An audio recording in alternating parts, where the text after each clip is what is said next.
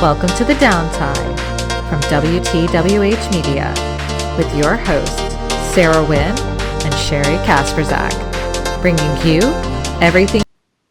And welcome back to another episode of the Downtime. I'm Sarah Wynn with Sheri Kasprzak. Thank you so much for joining us on your downtime. We appreciate it. Yes, and Sheri, we have a pretty good show lineup ready to rock and roll. You want to kind of set the table, tell our audience what we're going to hear about? I'd argue we have a great show ahead of us. Okay. A great How lineup. about a winning A show? winning show. We do. So we are winning. We are hashtag winning.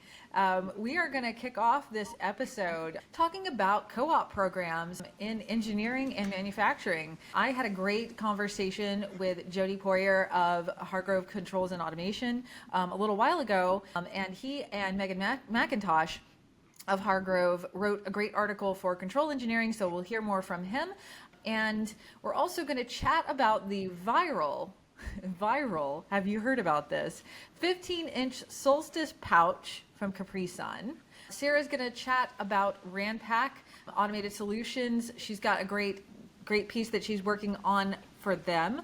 And she's going to cap us off a bit on cartoning machine market projections for 2034. So stick around for that. It's going to be a great episode. We're always happy to have you. Yes, always nice to have you. Always a pleasure to be with you, Sheri. It's Likewise. always so nice to record. So my friend, you have on a very interesting shirt. Why don't you tell us and the audience about your shirt? So the shirt for those that are listening and not necessarily watching on YouTube, it says Winning, spelled like my last name, Wynnning. This is a custom t-shirt that Homage is a company based in Central Ohio, made for me and my dad. So my dad has one of these too for Father's Day several years ago. But it's also a very special occasion shirt. I don't wear it every day. No. I told Sheri before we started, I haven't worn this in a few months since Packaging OEM hit a nice milestone. But we have seen some good success over the past few weeks with our recent episodes, Women in the Trades Day, Flexible Packaging. I thought, Sheri, it is time to bring out the shirt. Because we are winning. And if you haven't listened to or watched those episodes, go back into the archive, do yourself a favor, and go listen. And hey, while you're at it, listen to our entire archive. We are up to episode 10. This is it. 10 episodes. 10.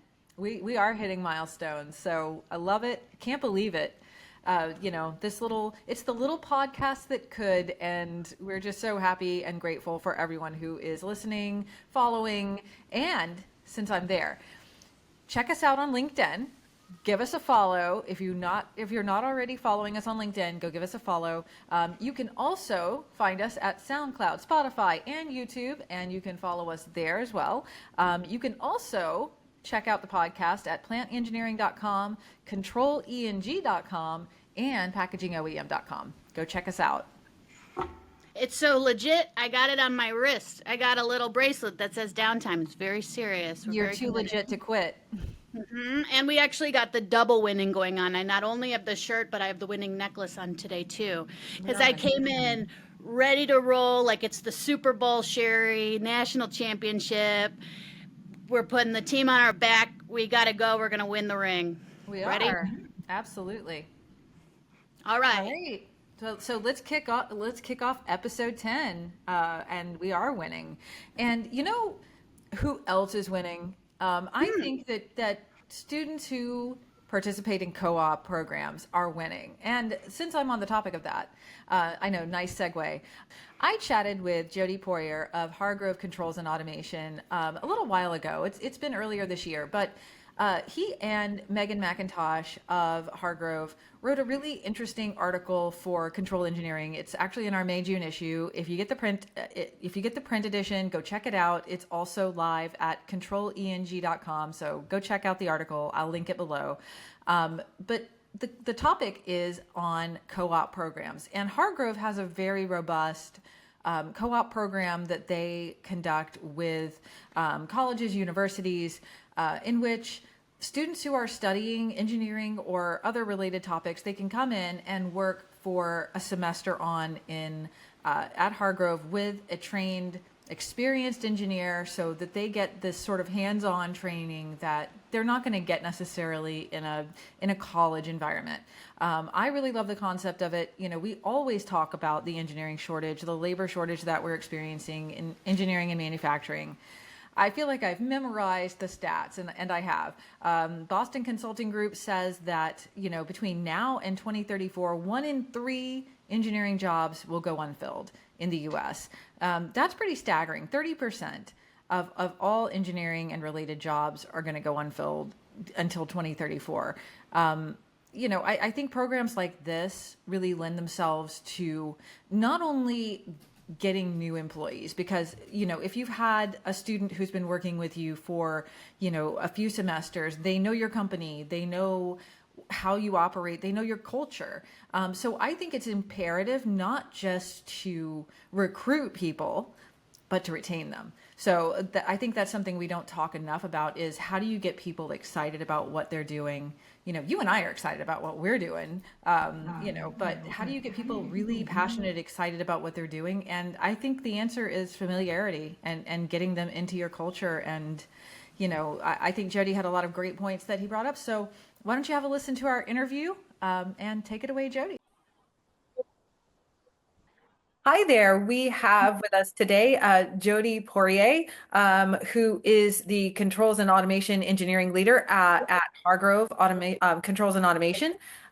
We are going to be chatting today about co-op programs in an effort to enhance hiring and more early stage career development for engineers. So Jody, talk with us a little bit about what exactly a co-op program is. Sure. We have quite a robust co-op program here. And essentially, it's where you go and recruit students at universities, and we typically use major universities, although we do co-op at some of the I guess, medium-sized universities. But where you go and you recruit students who want to work on a rotation-based schedule with an engineering firm. So we go up there, we interview them, and we interview quite a few students, and we find the best fits for them and the best fits for us. We go and interview them and see if they can basically come in our culture and provide value to what we're trying to do, as well as provide value to them. Once we make a selection, we ask them what rotation they would like to work. And we have a big matrix because we have multiple offices. So there's a matrix that we use to try and fit a co-op in every office for every rotation. In some offices like Mobile, we have 2 co-ops that come in. But we ask them when they want to start. So they'll come in and they'll start a co-op rotation. And then they'll go back to school the next semester. They'll come back here the semester after that, go back to school the next semester, and then finish out their co-op rotation here. And what we're looking for is for them to come on and see if this is what they want to do with their career. And so if we do select them, which we always typically make them offers once they work for us for 3 rotations, that they want to come work for us. So the benefit is they come in with with their feet hitting the ground running. They know what we do. They know the culture. They don't have that 6-month spin up time as starting with a new company because they already know us. And they're able to offer immediate value when they start their careers as engineers. Great. Tell me a little bit about the kinds of roles that the students in the co-op program will typically do for their length of service. You mean for each rotation? For each rotation, right.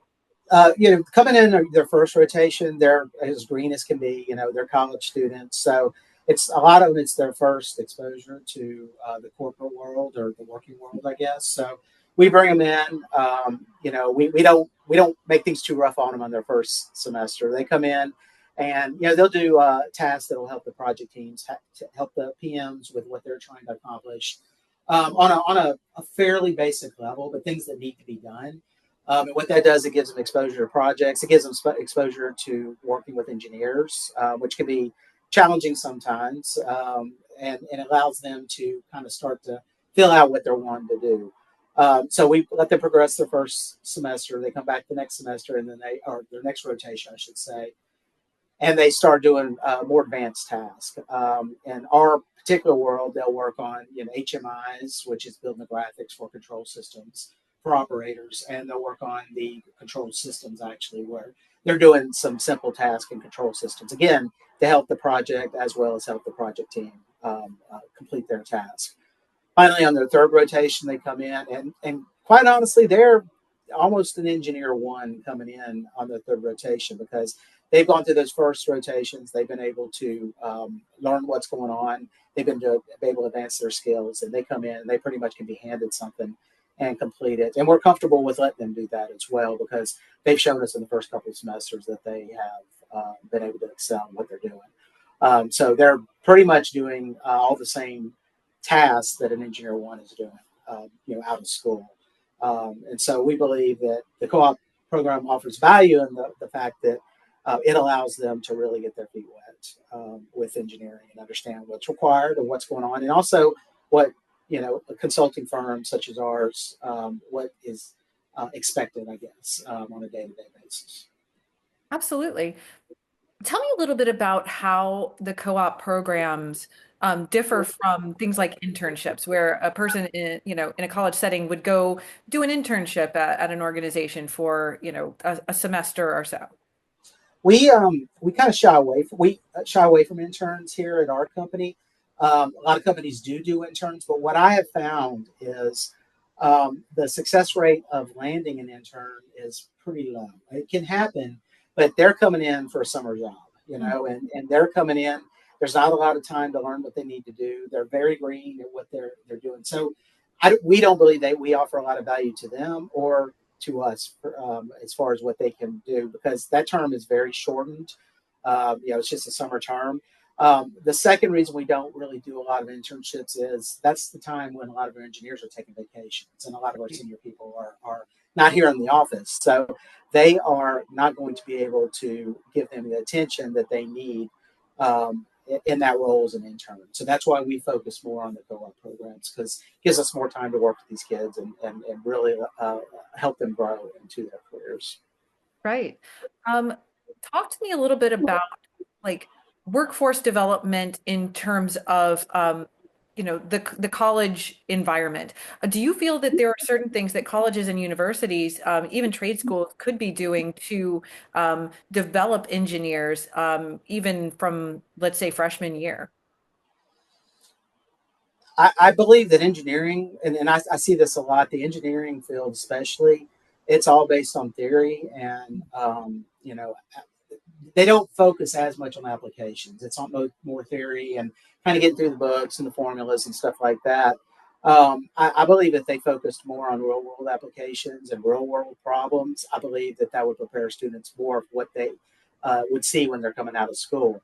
Additionally, a lot of the hardware and technology, especially with our company being a controls automation company, a lot of the technology that we use, the different platforms, they are not exposed to that in a college environment, a learning environment. And quite honestly, that's why I believe that the co-op program is so valuable, because they get exposed to all that new technology and the ways that things are done in the controls engineer field. But again, what I always tell the co-ops is we're interviewing the candidates, I should say, is we're viewing them. You go to school to learn, and then you come out, and then that's where you really kind of start learning what's going on in the world. You can learn all the formulas in the world, but if you don't know how to apply them, it's kind of difficult. I guess let me rephrase that. When you get out of school, that's really where you start learning. You're kind of going through the motions in school, but that's really when you start learning, when you graduate and start your career. Right. Absolutely. I think those are all the questions I had. Is there anything else you think is important to know about co-op programs? Do you see these sorts of things being picked up by other organizations, or is this something that Hargrove is really trying to, develop, internally? It's interesting. We are a division of Hargrove, Hmm. which is an engineering firm. They're a true consulting firm. Right. And they actually focus more on the internships, Hmm. bringing people over the summer. And we've gone another direction just because our field is so unique and so niche that it's really interesting um, to be able to put what we do in the co-op program to teach these kids what they need, where they don't get into the internship programs. Um, Your question was, what was your question again? Somebody came my door, so I kind of lost track. Oh, no, not at all. Like, do you feel like other organizations are building out a similar program to what Hargrove Controls and Automation is doing, or is this something that you're kind of like, I guess, a trailblazer on in terms of setting up a program like this? We are seeing a change, especially when we go to these co-op interview days. There's typically a bunch of companies there in the same room. We're all interviewing the same kids. And we've seen, especially at certain universities, that those rooms have gotten much bigger and there's much more employers there in those rooms. So I believe that the value of these programs is something that is kind of leaking into the other companies, that they're starting to see that these values are very valuable. Now, the problem is that it is a very, very slow burn.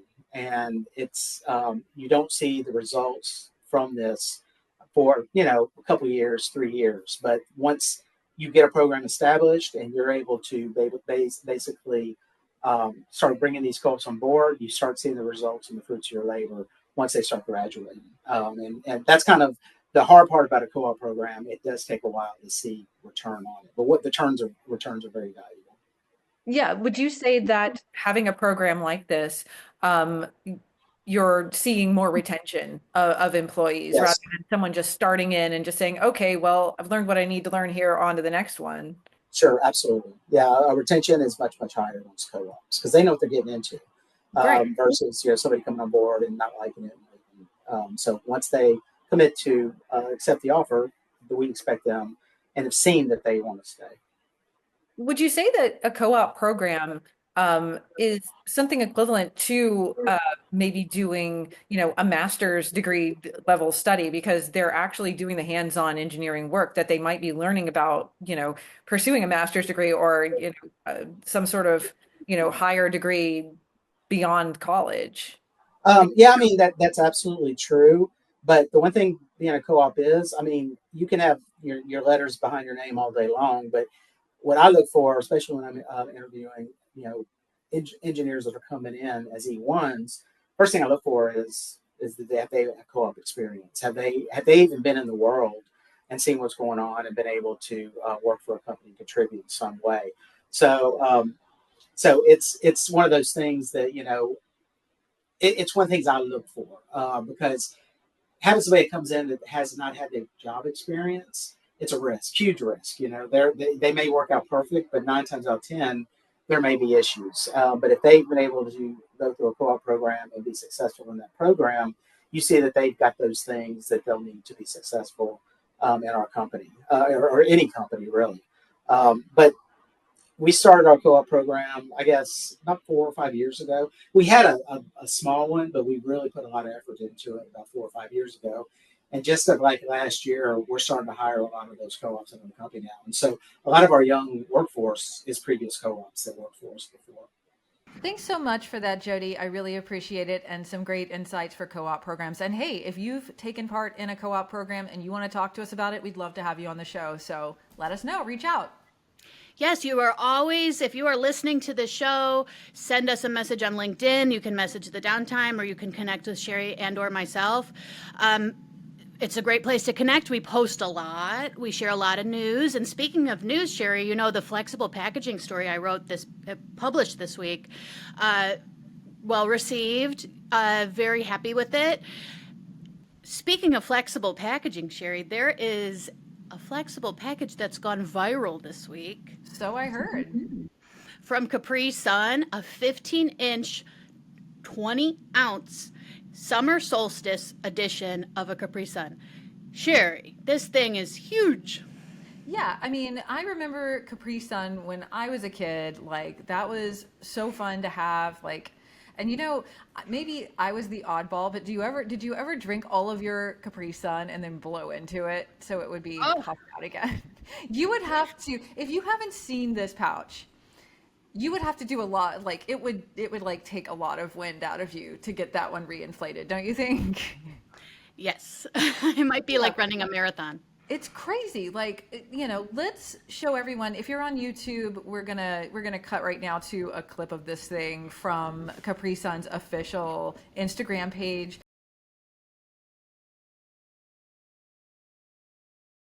When I saw this, I asked you, is that real? Because my first thought is this has got to be Photoshop. This is AI. This is so silly. There's no way that this is an actual pouch. But it is. And it went viral. Like, it sold out twice. They sold this thing out twice. I think it went live on I want to say the 16th, and then they had another drop on the 17th. So, and both times sold out. I tried to get my hands on one, could not, and they're not bringing it back. So, devastated. Yes, I dropped the pic in Sheri's Slack DMs and she couldn't believe it. I said, it's legit, it's real, confirmed. And I also reached out to my local retailer here that was selling it. I called them on the phone, sold out, very popular. But it just shows the consumer convenient features of flexible packaging. If you ever wanted to take a 20-ounce Capri-Sun around with you with a 15-inch straw, guess what? A flexible package makes it possible. Makes it possible. There you go. Yeah. I mean, I know that's all I've ever wanted, and now I can't. My dreams are dashed. I'm sorry to hear that. But the good news is, Sheri, there are plenty of flexible packages out in the world, and you can read all about them on packagingoem.com. We've posted quite a bit about this on LinkedIn too. Flexible packaging, it seems to rule the world. I'll just say that. There you go. And hey, you can actually read about flexible packaging at Packaging OEM, but you can also hear about it in our last episode, where we also talked about flexible packaging, the kind that you can find in Oreos, which are delicious. And yeah. Yeah, and if you want to get super meta, you could go to packagingoem.com and listen to the episode there too. Wow. There you go. Don't want to overload you, but it's there. It's there. Awesome. All right, so let's transition to our next segment. So we're going to talk about Ranpak's automated packaging solution. So I met with Ranpak a few months ago at ProMat. The story that I wrote about my interview with Ranpak is now published on packagingoem.com. Check out Packaging OEM social media. They featured several different integrated equipment that you can add to your packaging line, including the Cut It machine, which reduces voids before shipping, and including Pad It, which has a robot in it to add custom pad insertions to keep products safe during shipment. And then, Sheri, the one that really made me happy, and you were there when this happened, so this isn't news to you, but they had Print It on display too, and that was their new machine for ProMat. In addition to paper wrap, which we discussed a few episodes ago, and you can read about Ranpak's paper wrap at packagingoem.com. But back to Print It, it can print up to 15 boxes per minute with full color customized designs. We love And it. I have one to show you. Look at this. How cute. Is that a Shih Tzu? It's a Shih Tzu in a warehouse. I love it. I love it. Not just any Shih Tzu. She's in a warehouse. That's amazing. So they gave this to me, and they printed it, and they said, "What's your dog's name?" I was like, "Oh, I have 3."